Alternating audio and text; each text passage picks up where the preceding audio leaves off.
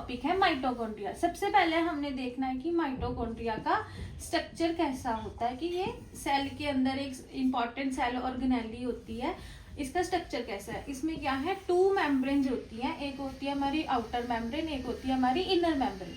जो outer membrane है वो क्या है, उस पोरस होती है, मतलब उसमें क्या है, थोड़े छोटे छोटे होल्स होते हैं। और जो हमारी इनर मेम्ब्रेन है उस वो क्या है, थोड़ी फोल्डेड स्ट्रक्चर होता है उसका, मतलब जो हमारी इनर मेम्ब्रेन होगी वो ऐसे ऐसे उसके अंदर फोल्ड्स होंगे।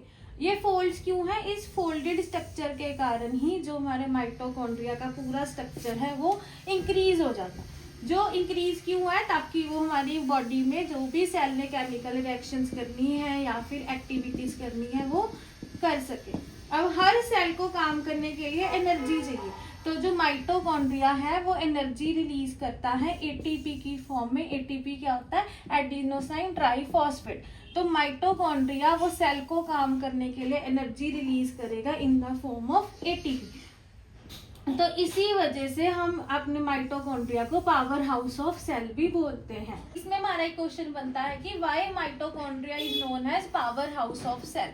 क्यों है, क्योंकि हमारे सेल को जो भी काम करने के लिए एनर्जी चाहिए वो जो सेल के अंदर माइटोकॉन्ड्रिया प्रेजेंट है वो रिलीज करेगा एटीपी की फॉर्म में। अगर ये एनर्जी रिलीज करेगा तब भी कोई सेल जो है वो अपनी केमिकल रिएक्शन करवा सकता है या फिर कोई भी सेल की एक्टिविटी या मैकेनिकल वर्क को करवा सकता है। तो जब तक माइटोकॉन्ड्रिया कोई भी एनर्जी रिलीज नहीं करेगा, सेल कोई भी हमारा काम नहीं करेगा।